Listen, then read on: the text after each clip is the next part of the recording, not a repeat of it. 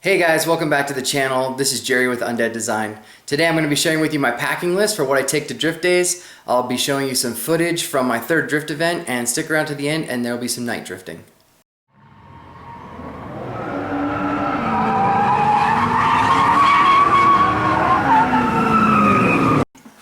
The gear list for your drift event. First of all, you're going to need tools. All your basic automotive tools, wrenches, sockets, that sort of thing. But then I want to highlight a couple of specific ones. Wire cutters for zip ties and for shredded tire cables that can get wrapped around the hubs. A 1/2-inch torque wrench so you can tighten lugs to spec. And then some universal problem-solving tools like a crescent wrench, a pry bar, and a mallet, because you never know what's going to happen. You can sometimes save a bit of money by pre-registering for an event, but if you don't, then you're going to need cash at the gate.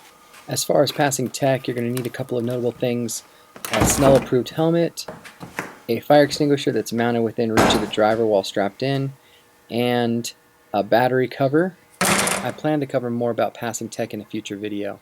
Facilities and weather are going to be different at every track, so you probably need to plan accordingly. Wipes will help you get grease and tire grime off before you eat. Our track is miles from anything, so it's easiest for me to just pack a lunch. Depending upon your climate, you may want to be concerned about the sun when you're not behind the wheel. An easy up and a folding chair were things that I added after experiencing my first drift event. If your car is lowered, sometimes it helps to have blocks to drive up onto to get a jack underneath it. Jumper cables, because if you're not the one being rescued, maybe you can be the hero. Jack stands. Always use safe practices whenever you're wrenching, no matter where you are. Gloves to protect your hands? No, mechanic gloves.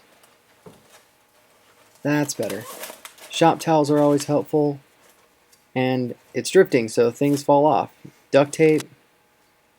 Zip ties. Wait, I said zip ties.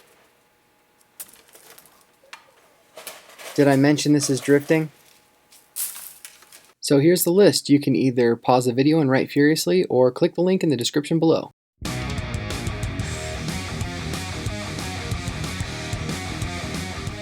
Before I had my car, my awesome wife encouraged me to check out a local event to see if I'd like it, and I think that's great advice. You can hang out, meet people. Usually for a minimal fee you can do ride-alongs. It just makes for a pretty great day, whether you're planning on drifting or not.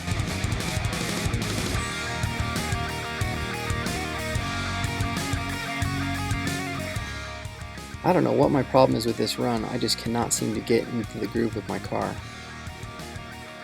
And I'm sorry about having to cover up the car sounds with music, but I was listening to the radio and all of that stuff's copyrighted.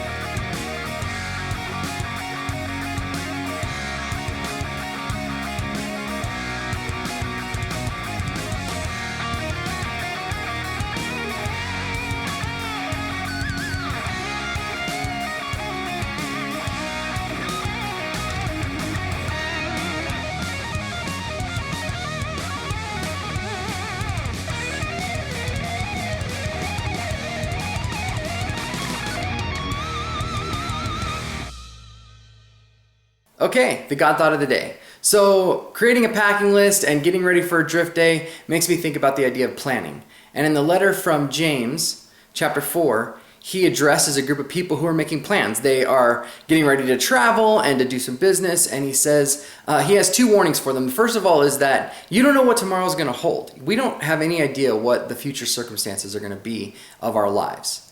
And that's one of the weaknesses of being human, is that we don't know the future, right? And so, I mean, thinking back to like January when we were making New Year's resolutions or making plans for the year, setting stuff on the calendar, all that sort of stuff, we had no idea that this coronavirus thing was going to happen and the impact that it was going to have on our everyday lives. And so we don't know how the future is going to affect plans that we make. And so we need to be careful about the plans that we make.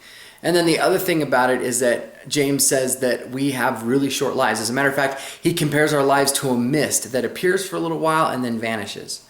And so that being the case, we need to recognize that the plans that we make for our lives have no longevity if we don't take into account eternity. We don't take into account God's plans for humanity and for life and all of those things. And so those two shortcomings, not knowing the future and having a short life, make it really weak for us to try and make plans. As a matter of fact, James says that we're arrogant if we try to make plans without taking those things into account.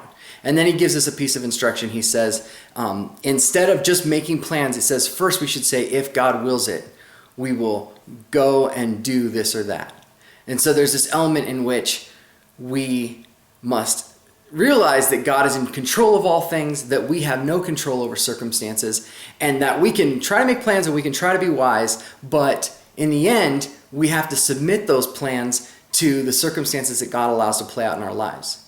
So basically, honor God, make your plans, but stay flexible. If you enjoyed this video, give me a like, and I will catch you guys next time.